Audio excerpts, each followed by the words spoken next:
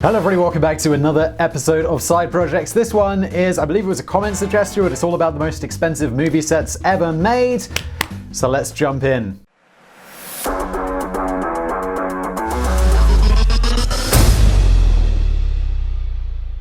The art of set design, also known as scenography, I didn't know that, now I do, has always been treasured throughout the history of the theatre arts, but with the advent of cinema, scenography or scenography has significantly evolved, spreading its wings beyond the confines of the traditional theatre. With movies getting more realistic and ambitious in the last few decades, the construction of vast sets has become a significant aspect of cinema. Set designers have been tasked with creating increasingly expansive and more detailed backgrounds. Many of these sets take weeks or months of intense planning and construction to complete, but they last only a few minutes on screen before they get torn apart, thrown away, and just largely forgotten. This goes to say that movie sets are regarded more as byproducts rather than valuable pieces of art that they really are. From ancient landscapes to futuristic cities and doomed ocean liners, what could we be talking about there? We'll be taking a look at some of the most expensive movie sets ever made. Let's get cracking. And I will just add here, I watched a video on YouTube the other day, where you are right now. I mean, don't leave this video, please. But it was about Tom Cruise doing halo jumps for, I think it was one of the Mission Impossible movies. He did like 100 of them. It's wild. Tom Cruise is insanely dedicated. Let's talk about what we're here to talk about.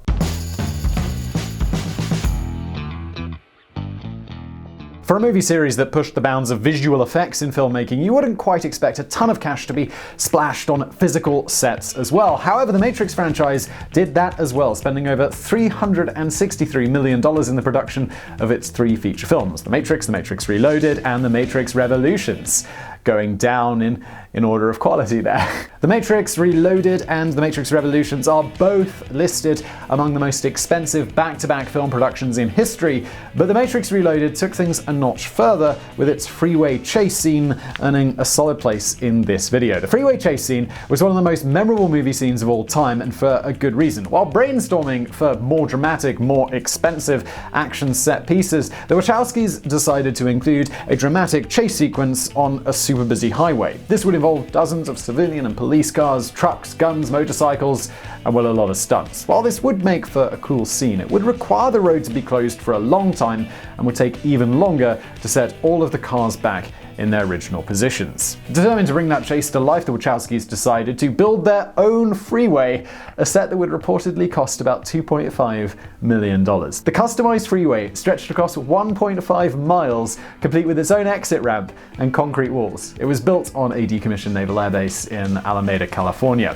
The entire sequence took around 3 months to film, and right after the filming, the road was dismantled. 97% of the set materials were recycled, including 11,000 tons of concrete, steel, and lumber. All the steel was recycled, and about 37 truckloads of lumber were shipped to Mexico for the construction of low-income housing facilities. I have to say, I like that action sequence. Well, I did particularly like the movie. I just assumed it was all green screen and fake, but that's actually incredible.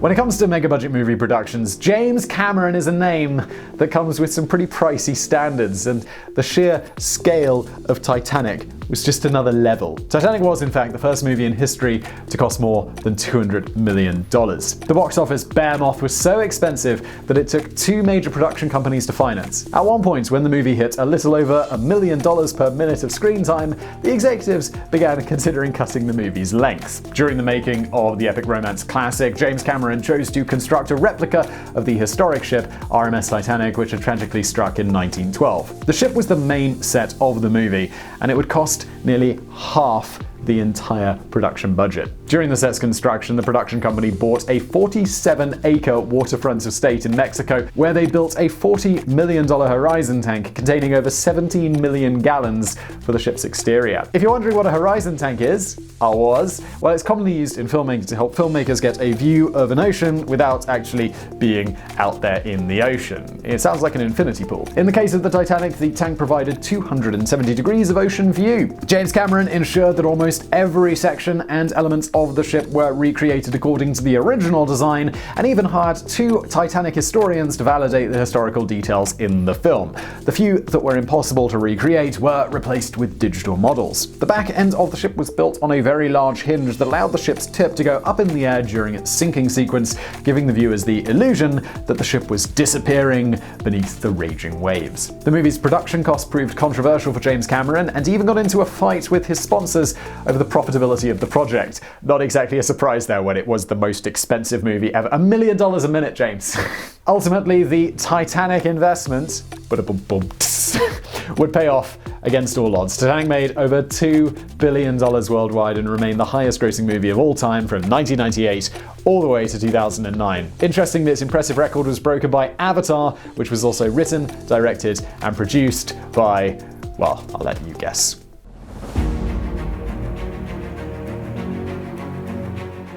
With a buttery smooth blend of incredible storylines, sensational acting, and groundbreaking cinematography, Ben-Hur remains among the all-time favorites of movie critics all over the world. But if you think that the impeccable cinematic delivery of this historic drama is the only thing that made it interesting, well, you're wrong. Back in 1957, following the success of The Ten Commandments by Paramount Pictures, Metro-Goldwyn-Mayer, MGM, announced that it was also the Lion Company, announced that it was going to remake the 1925 silent film Ben-Hur, which was adapted from a novel of the same name. The making of Ben-Hur would ultimately cost $15 million, which is equivalent to over $133 million in today's money. The completion of the film made it the most expensive movie of all time.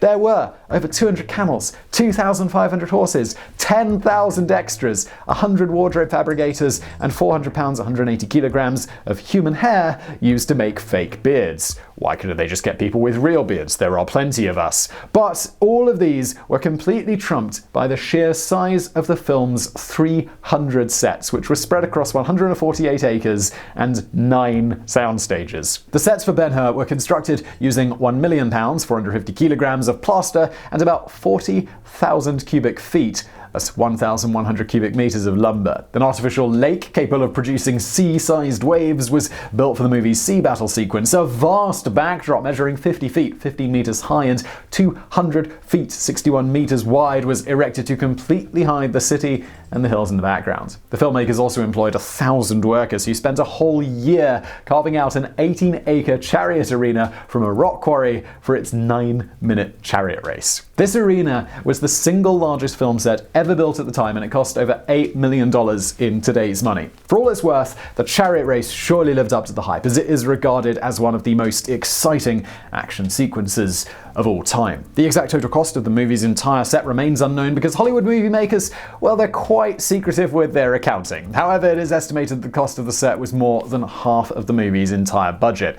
I actually did a video all about Hollywood accounting on another channel I do called Today I Found Out. If you search for it in YouTube, you will find it. It's crazy, it's worth a watch, after you finish watching this video and giving me all of that sweet watch time. Also, after production, the makers of the movie were left with all this crap everywhere, and had to pay $1.1 million just to have it taken down. Fortunately, as you probably know, Ben-Hur was not a box office flop like a lot of other high-budget movies. It gained a massive reception right off the bat, making over $1 billion from its initial release, bagging 11 Academy Awards, and saving MGM from impending financial disaster. But if you're interested in seeing someone spend a lot of money and then it go horribly wrong, well, let me present to you the next entry.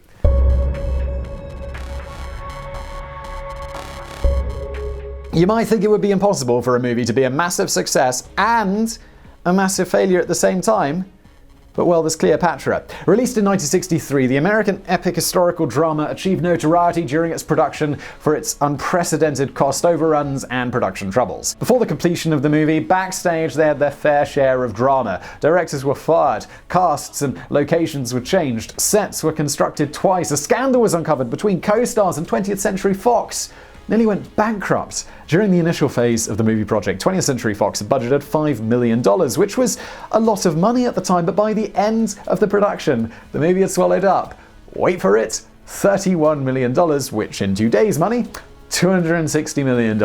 A massive chunk of the budget overrun was due to the location changes. Some of the sets were built and never used as the bungle production moved from England to Rome. It's quite the distance, with $7 million already wasted. Upon getting to the new location in Rome, a total of 79 sets were constructed from scratch. This included a Roman forum, Cleopatra's barge, and a sculpted sphinx, which would measure about 35 feet, 10 meters high.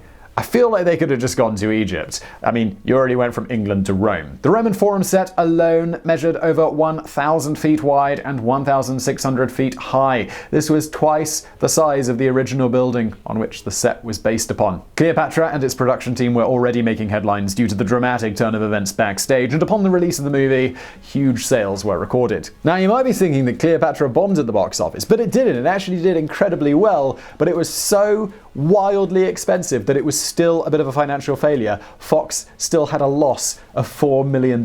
However, the company ultimately recouped its investment 3 years after selling the movie's television broadcast rights for $5 million, but it was close.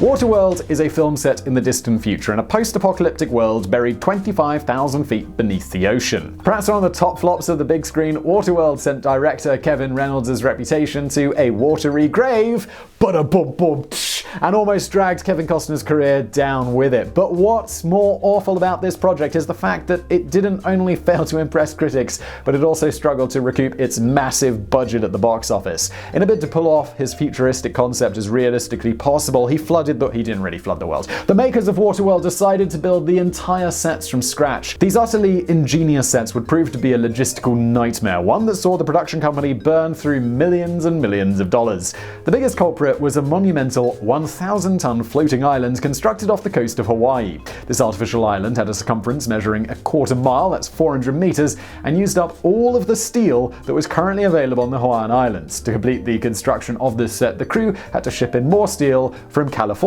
when they ran out. The set was constructed in a way that allowed it to be towed and rotated, helping the camera crew to achieve multiple unique angles of any shot. This was helpful as it would give the impression of a giant fortress floating in a submerged world. But then there was a bit of a problem. The engineers hadn't thought about the winds that occasionally served off the Kona coast of Hawaii. Actually, Steven Spielberg had initially advised chief producer Kevin Costner to avoid filming on open water owing to his personal difficulties while filming a similar movie in the past. But Kevin Costner preferred to roll with his passion. Costner's decision to ignore Spielberg proved costly as the floating set was regularly blown off course by the area's turbulent winds, resulting in several ruined takes. On one occasion, the multi-million-dollar set collapsed, and the crew had to start over. By the end of the production, WATERWORLD's crew had splashed a total of $175 million, $75 million over the original budget. Upon its release, it was lauded for its futuristic setting, but lambasted for poor characterization and its acting performances.